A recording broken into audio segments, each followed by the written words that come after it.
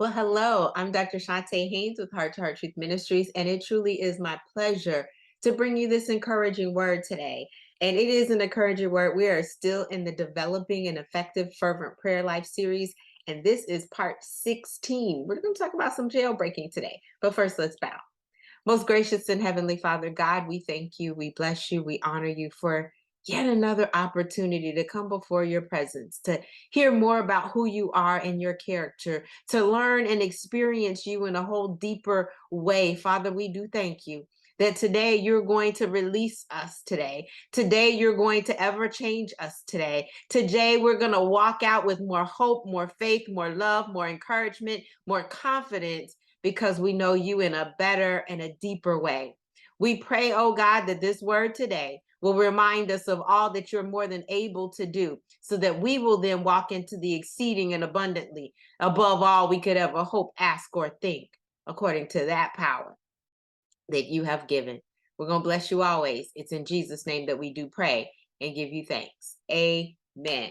Well, I'm excited about this prayer series. I'm excited about where we are. This is number 16. Again, this is Developing an Effective Fervent Prayer Life series. And today I'm coming out. I'm coming out. Yes, we're going to talk about some jailbreaking today. So, several different passages of scripture. I'm going to kind of summarize a little bit, but read some important pieces to you today, starting with Acts chapter number 4. It's really the 23rd through the 31st verse. And in this, we're talking about the fact that there is prayer. The disciples are praying to be released. And what I want to point out to you is verse 31. When they had prayed, the place where they were assembled was shaken, and they were all filled with the Holy Spirit and began to speak God's message with boldness. They prayed.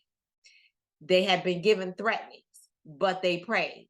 And they were given boldness to heal, and signs and wonders are going to follow. But when they prayed, the place was shaken, and they were filled with the Holy Ghost, and they spoke boldly. Let's jump to the 5th chapter of the book of Acts. It's the 18th and the 19th verses.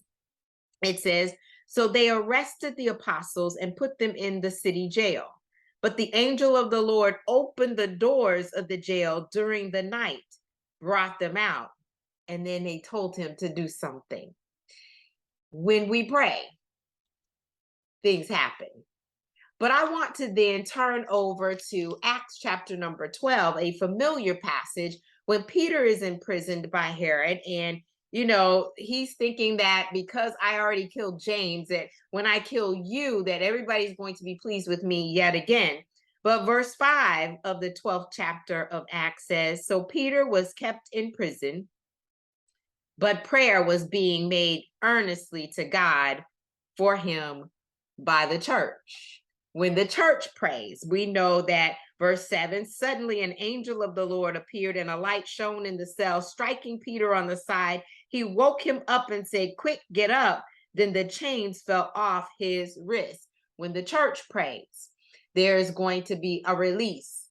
Earnest prayer is going to allow the angel of the Lord to lead him out. I love the fact that it says in verse 11, and now I know, Peter says, for certain, or in the King James, surely, surely the Lord has sent his angel and rescued me from Herod's grasp and from all the Jewish people expected. And then the last one I want to read for you today in this prison series, this jailbreak series, is from Acts, the 16th chapter. And we're going the 25th and the 26th verses. It says, about midnight, Paul and Silas were praying and singing hymns to God, and the prisoners were listening to them. Suddenly, there was such a violent earthquake that the foundations of the jail were shaken, and immediately all the doors were opened and everyone's chains came loose. I'm coming out. I'm coming out. And I want to just remind you, many times we'll say, well, I'm not imprisoned. You might be saying that, I'm not physically in a jail cell. And, so this message may not apply to me. However, let me say this, that sometimes we are more imprisoned then we know. Let me give you a definition. A prison is one where a person is being watched, they're being guarded, or they're being kept in custody. So you might not physically be kept in custody, but it doesn't mean that people are not watching you. And because of their watching you and because of their preferences, not God's principles, but because of their preferences, you then cannot be your authentic self. You're imprisoned.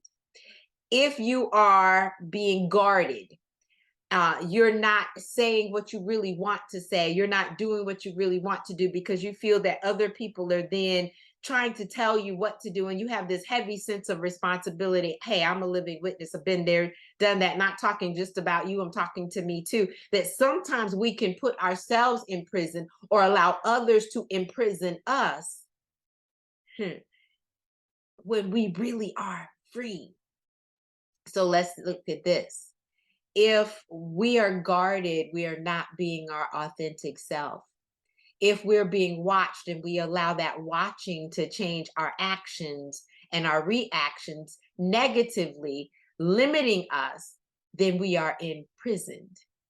If we don't have an expectation of something good that is going to happen because we think of what we're in right now is all that there is, we are imprisoned. Sometimes we're in a prison of our mind. We can't see beyond the bars or the constraints that we have. Sometimes we are imprisoned in our emotions. We are guarded. We're not expressing and not releasing fully who we are or what we think or what we know that God has said in his word. Sometimes we're imprisoned in our will, that we are held captive by others. That heavy sense of responsibility, self-inflicted, or a dictator, that then we are other dominated, or the law that is imposed upon us, so we are authority controlled. All of those are prisons that we want to come out of. See, if we can't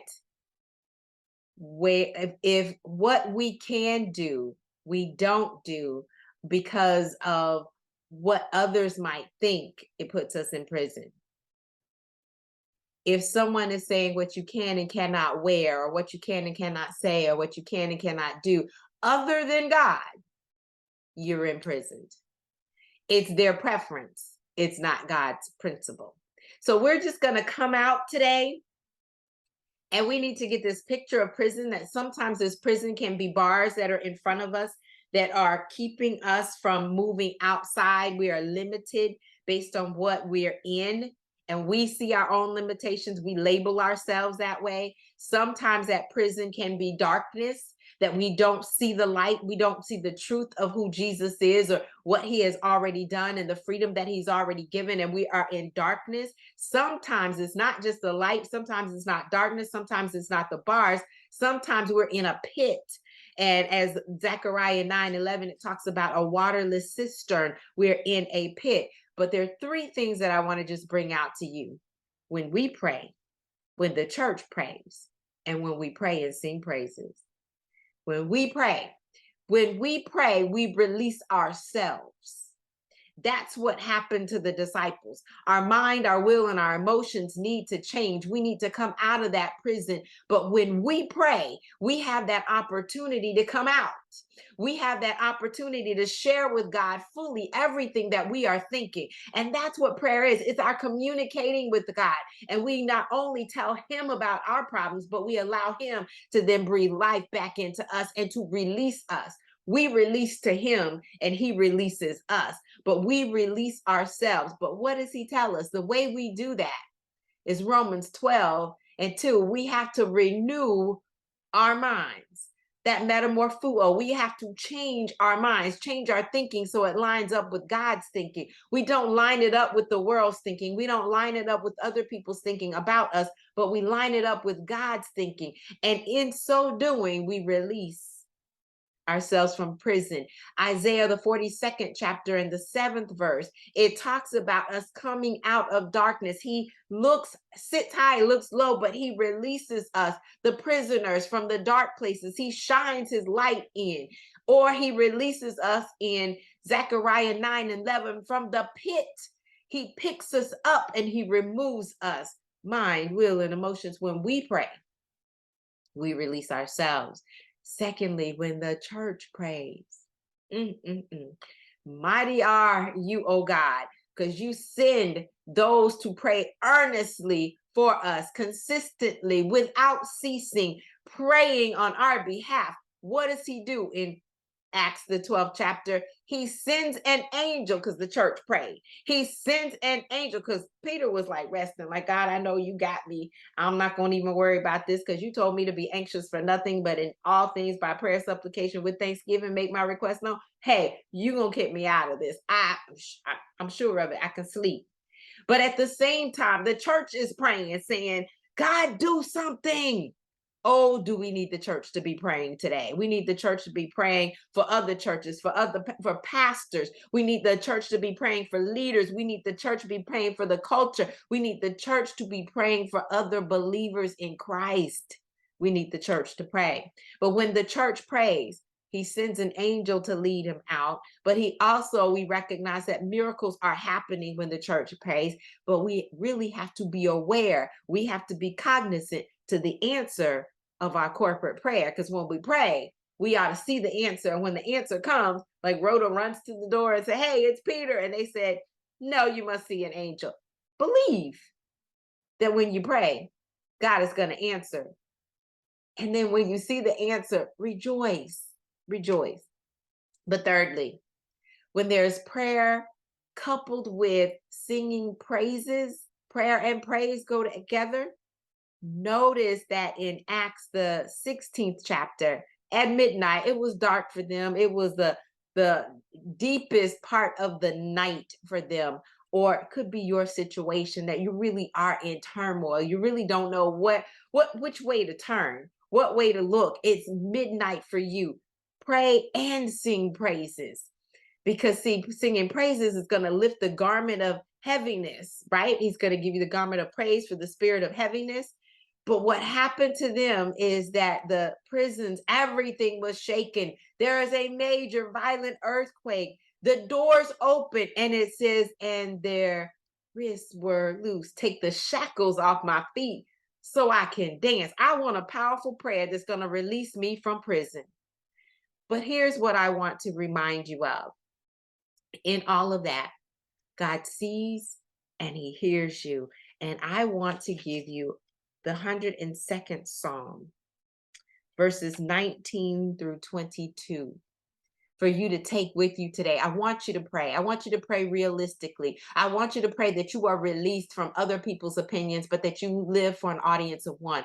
I want you to ask the church to be praying, that there is somebody in your church, when you have godly counsel, when you have other believers that are praying with you regarding a circumstance, miracles will happen. But I want you to not only pray, I not only want you to have an accountability partner, somebody interceding for you, but I want you to also sing praises. It says, verse 19, this is of Psalm 102. He looked down from his holy heights. The Lord gazed out from heaven to earth to hear a prisoner's groaning, to set free those condemned to die, so that they might declare the name of Yahweh in Zion and his praise in Jerusalem, when peoples and kingdoms are assembled to serve the Lord. We come out of our prison, not only for ourselves, but we come out for somebody else. We come out to show forth his praises. We come out because miracles do happen and others will believe in the same miracles for them. We come out. Don't stay in that prison of darkness. Let the light shine in. Don't stay in that pit of a prison. Allow him to remove you from it. Don't remain locked up in your mind. Don't remain locked up in your emotions. Don't remain locked up in your will, but submit everything unto the God that sits high and looks low. Let's pray. Most gracious and heavenly Father, God, you are good. You are so good. Thank you for releasing prisoners before. Thank you for the examples that you've shown us in Acts, the acts of the apostles, the things that they have done. God, we are supposed to do the same thing today. We are supposed to change the world, turn it upside down, release us from the prisons of our mind that limit us to the things that we are bound by, thinking we can only do but so much.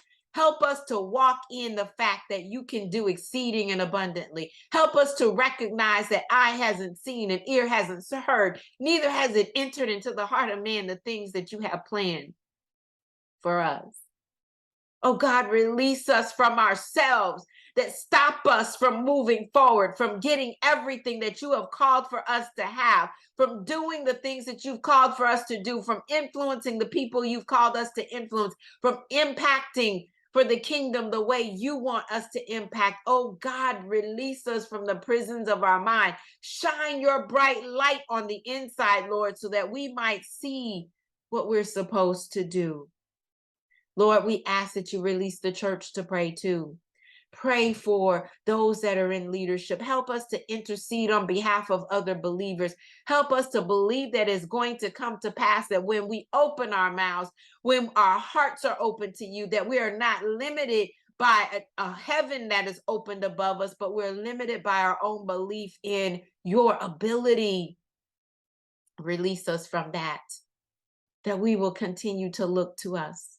Help us to sing praises in the midst of our circumstances, at the midnight hour, in our darkest moments, even while we're yet imprisoned and guarded by others. Help us to sing your praises. Release us, oh God, to be worthy servants of yours. We're going to be so careful to give you all the praise, to give you all the honor, and to give you all the glory.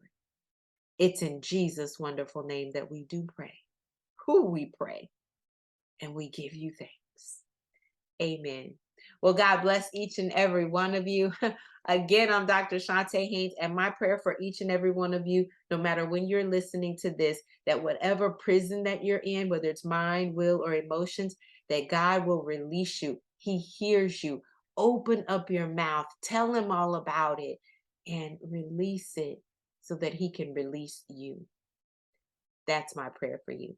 Have a fantastic rest of your day. And do me a favor, go ahead and like this message so that then it shows to others' feeds and they might be able to get this release as well. And definitely subscribe and share this message with someone else that you know needs to hear it. Have a fantastic rest of your week. God bless.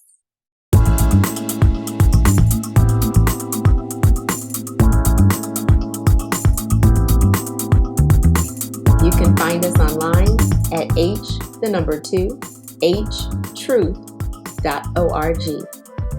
At Heart to Heart Truth Ministries, we're helping believers live an abundant life based on God's Word, standing on His promises, walking out His principles, sharing with God's people, serving as unto the Lord.